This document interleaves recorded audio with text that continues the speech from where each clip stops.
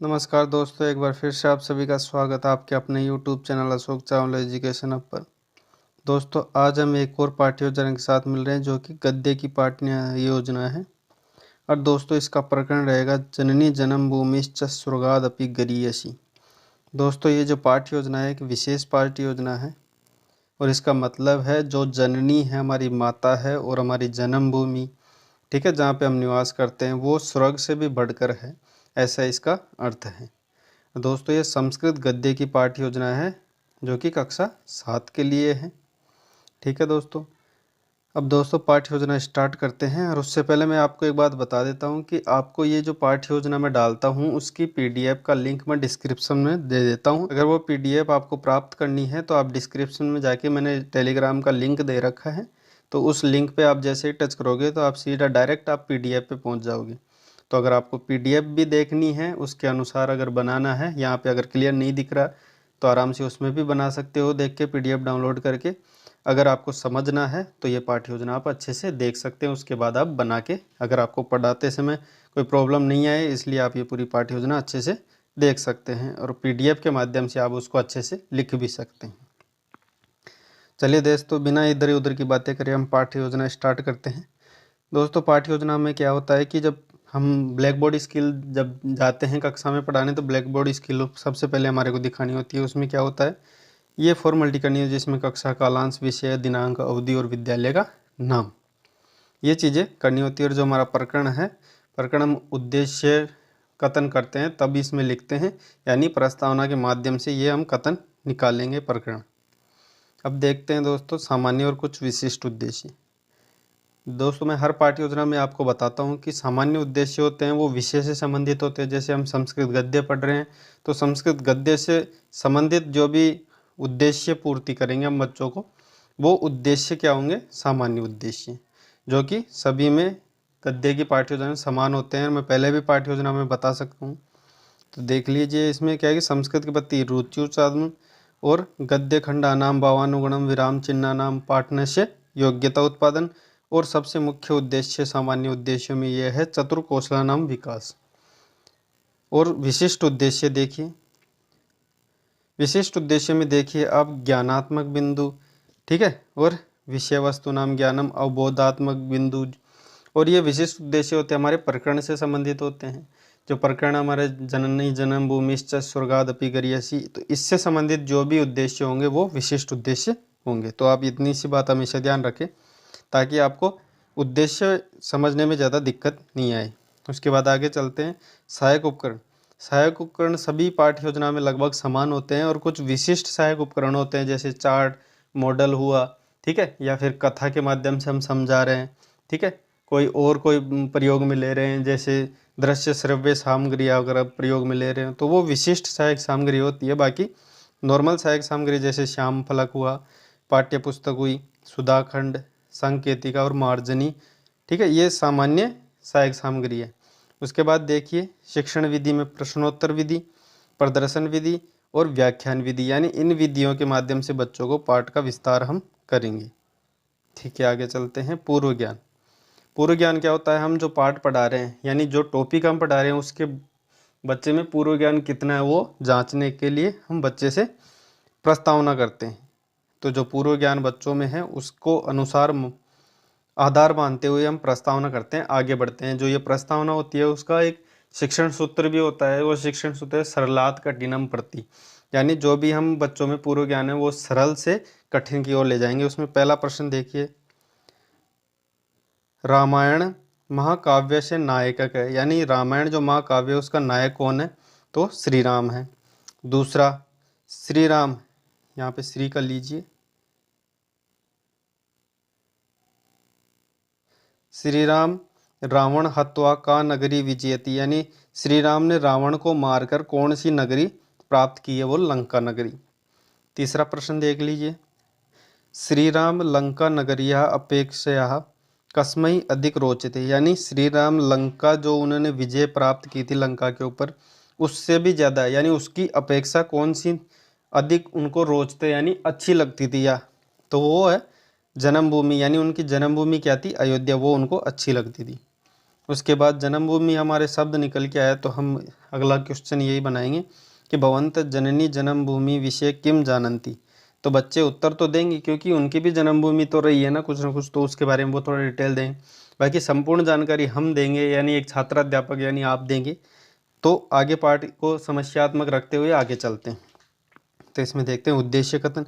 तो उद्देश्य कथन में ये है कि प्रिय छात्रों, आज हम जननी जन्मभूमिश्च स्वर्गादपि गरीयसी, यानी जो हमारी जननी यानी माता है और हमारी जन्मभूमि है जहाँ पे हम निवास करते हैं वो स्वर्ग से भी बढ़कर है, ऐसा पाठ के बारे में आज हम पढ़ेंगे। इतना कहकर हम जो ब्लैक बोर्ड स्किल में जो प्रकरण हमने खाली छोड़ा था उसको अब फिलअप कर देना है, उसको लिख देना है। उसके बाद होता है प्रस्तुतिकरण। प्रस्तुतिकरण में जो पहला बिंदु होता है वो है आदर्श वाचन, यानी एक शिक्षक यानी छात्र अध्यापक के द्वारा किया गया वाचन आदर्श वाचन कहलाता है। इसमें क्या होता है कि जो पाठ होता है, जो भी पाठ का जितना भी टॉपिक हमको पढ़ाना है उसको आप गति, लय, स्पष्टता, शुद्धता और गद्यांश में आरोह अवरोह के अनुसार, ठीक है, विराम चिन्हों को ध्यान में रखते हुए आप आदर्श वाचन, क्योंकि आदर्श वाचन एक आदर्श के रूप में किया जाता है, इसलिए आप कोई गलती ना करें। गलती बच्चे कर सकते हैं, आप तो आदर्श है ना बच्चों के, तो आप गलती बिल्कुल नहीं कर सकते। इसमें आप सभी चीज़ों का ध्यान में रखते हुए पाठ का आप विस्तारण करेंगे, बच्चों के सामने प्रस्तुत करेंगे। उसके बाद जब आपने ये कर दिया, उसके बाद अनुवाचन होता है जिसे हम अनुकरण वाचन भी कह देते हैं।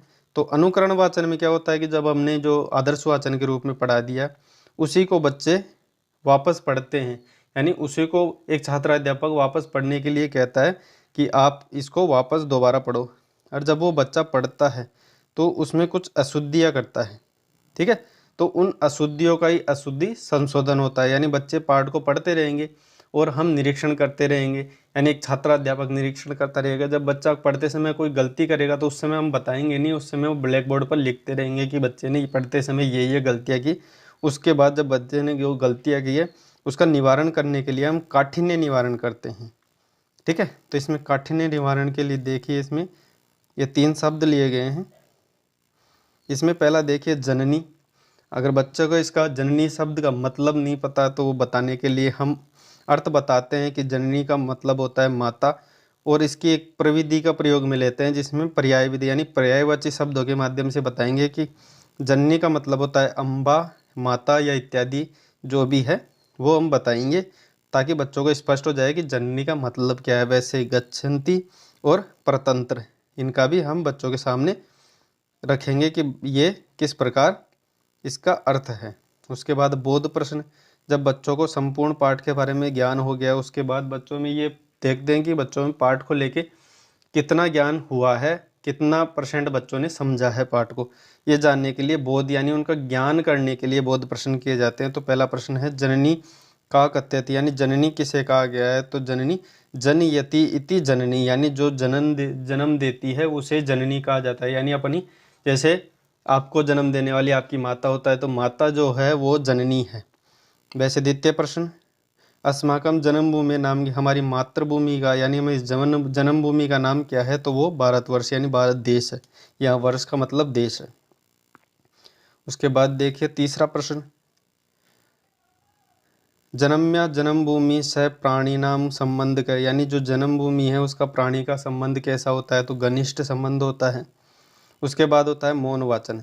ये बिंदु में क्या होता है कि हम क्या है कि बच्चों को स्पष्ट रूप से कहते हैं कि आप पाठ्य पुस्तक खोलिए और उसमें पाठ की दोबारा से रीडिंग कीजिए, और आप एक शांत रूप में पढ़ने के लिए बच्चों को कहेंगे, और आप खुद स्वयं उस कक्षा का निरीक्षण करेंगे कि बच्चे शांत रूप में पढ़ रहे हैं कि नहीं पढ़ रहे हैं, तो कितना पढ़ रहे हैं, ठीक है। ये मौन वाचन का उद्देश्य है। उसके विचार विश्लेषणात्मक प्रश्न और स्पष्टीकरण में, यानी बच्चों को ऐसे प्रश्न बच्चों के सामने रखेंगे जिसमें बच्चे सोचने पे मजबूर हो, उनकी तर्क शक्ति पर थोड़ा प्रभाव पड़े, और बाद में आप उनका स्पष्ट भी करें कि इस प्रश्न का हल क्या है। इसमें पहला प्रश्न देखिए, सुकः किमर्थम स्वर्ण पिंजरे अपि स्थातु न इच्छति। इसका मतलब क्या है कि जब जो पक्षी होता है वो पिंजरे, सोने के पिंजरे में रहते हुए भी उसकी इच्छा क्यों नहीं रहती। यानी सोने के पिंजरा मिलना बहुत बड़ी बात है, लेकिन फिर भी उसको उसमें अच्छा फील क्यों नहीं होता, यानी उसकी इच्छा क्यों नहीं होती। वो इसलिए नहीं होती, इसमें स्पष्टीकरण हम करके बताएंगे कि यतो ही वनेषु स्वतंत्र रूपेण भ्रमंती करोति, भ्रमणम करोति एव, यानी जैसे ही वो वन में रहता है तो स्वतंत्र रूप से अपनी इच्छा के अनुसार भ्रमण यानी घूमता है। स्वकीय माता अनुसारेण फलानी खादंती, यानी खुद के मत के अनुसार उसकी जो इच्छा है जैसा वो खाएगा, जो इच्छा नहीं है वो नहीं खाएगा। किंतु स स्वर्ण पिंजरे एतादृश सुखम न अनुभवती, यानी किंतु लेकिन पिंजरे में जो सोने का पिंजरा है उसमें ऐसा सुख प्राप्त नहीं होता है, क्योंकि वो जो खिलाने वाला होगा पिंजरे के अंदर तो वो वैसा ही खिलाएगा। स तत्र परतंत्रम भवति, यानी इसलिए वो अपने आप को पराधीनता स्वीकार करता है सोने के पिंजरे में रहते हुए भी। आगे चलते हैं मूल्यांकन प्रश्न। जब संपूर्ण पाठ जब हो जाता है उसके बाद मूल्यांकन के रूप में कुछ 4 या 5 प्रश्न करते हैं बच्चों से, ताकि बच्चों में पाठ का पूरा संपूर्ण सार सामने हो जाए और बच्चों को भी स्पष्ट हो जाए कि पाठ का सार क्या है और अपने को भी ये पता चल जाए कि बच्चों में पूर्ण ज्ञान कितना हुआ। तो मूल्यांकन प्रश्न में पहला प्रश्न देखिए, सर्वे प्राणिनः कया स अधिकम स्नेह कुर्वन्ति, यानी सभी प्राणी किसके साथ अधिक स्नेह करते हैं, तो माता के। दूसरा, लक्ष्मण है रामस्य आसीत, यानी लक्ष्मण राम का क्या था, अनुज। अनुज होता है छोटा भाई और अग्रज होता है बड़ा भाई। उसके बाद आगे देखते हैं, भारत वर्षम अस्माकम अस्ति, यानी भारत जो देश है हमारा क्या है, तो वो जननी है या जन्मभूमि, तो वो हो गई हमारी जन्मभूमि। उसके बाद अगला प्रश्न देखिए, जनयति इति भवति, यानी जो जन्म देती है वो क्या होती है, पिता या फिर माता, तो माता होती है हमारी। उसके बाद अगला प्रश्न, रावणस्य नगरी का, तो रावण की नगरी का क्या था, लंका।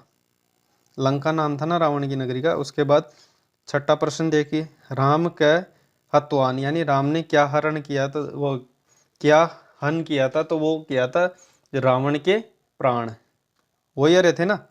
उसके बाद गृह कार्य, जो अंतिम बिंदु है। गृह कार्य में क्या होता है कि बच्चों को पूरा पाठ का सार बच्चों को एकदम क्लियर हो जाए कि इस पाठ पूरा एक प्रश्न में आ जाए, ऐसा प्रश्न बच्चों के सामने रखते हैं। तो स्वकीय जन्मभूमि विषय निबंध लिखित तु, यानी अपनी जो जन्मभूमि है जहाँ उनका निवास स्थान है उसके अनुसार उस पर निबंध लिख के लाएं। और संपूर्ण विषय पठित्वा आगच्छतु, यानी जो हमने पाठ पढ़ा है उस पाठ को अच्छे से पढ़ के कल वापस आना है, ऐसा हम गृह कार्य के रूप में देते हैं। दोस्तों इसी के साथ हमारी पाठ्य योजना खत्म होती है। मिलते हैं फिर एक बहुत अच्छी पाठ्य योजना के साथ। तब तक के लिए आपको बहुत बहुत धन्यवाद। और अगर ये वीडियो आपको अच्छा लगा हो तो इसको लाइक कीजिए।